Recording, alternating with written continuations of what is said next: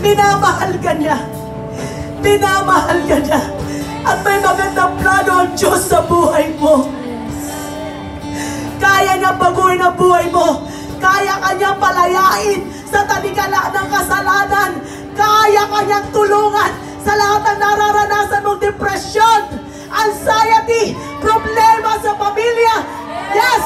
Si Jesus lang ang kailangan mo.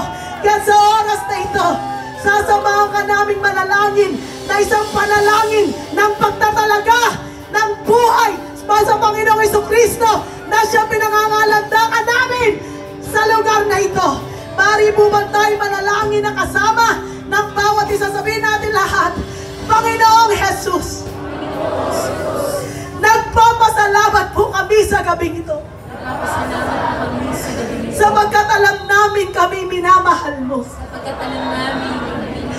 Sa oras pong ito, kinikilala namin na kami mga makasalanan. Hindi kami karapat-dapat sa iyo. Subalit salamat sa iyong habag, sa iyong biyaya. Voluntaryo mong binigay ang iyong sarili sa krus ng Kalbaryo para bayaran ang aking mga kasalanan na hindi ko kayang bayaran kailanman. At kung walang ibang magbabayad, ang buhay ko ay diretso sa apoy ng impyerno. Subalit salamat, Panginoon, binayaran mo ang aking mga kasalanan. Ako'y tinuring mong matuwid dahil sa iyong katuwidan. Binayaran mo ang aking mga karumihan at sa iyong kamatayan binayaran mong lahat. Paid in full. Kaya wala na akong utang. Kaya salamat, Panginoon, sa iyong pag-ibig. Hindi ito dahil sa aking mga gawa, hindi ito dahil sa aking relihiyon, kundi ito dahil sa gawa ni Kristo sa krus ng Kalbaryo.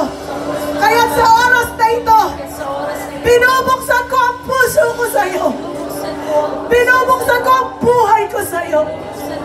Maghari ka sa buhay ko bilang aking Panginoon, bilang aking tagapagligtas, bilang hari ng aking buhay. Salamat, Panginoong Jesucristo. Inaangkin kitang tunay bilang aking tagapagligtas, aking Diyos, aking Panginoon. Salamat, Panginoon, sa kapatawaran sa aking mga kasalanan. At salamat po sa buhay na walang hanggan. Salamat, Panginoon, sa kagalakan ng kaligtasan. At sa gabing ito, kasama kami magdiriwang sa pagbibigay ng papuri sa pagkahari ng Jesus. Jesus rise! Jesus!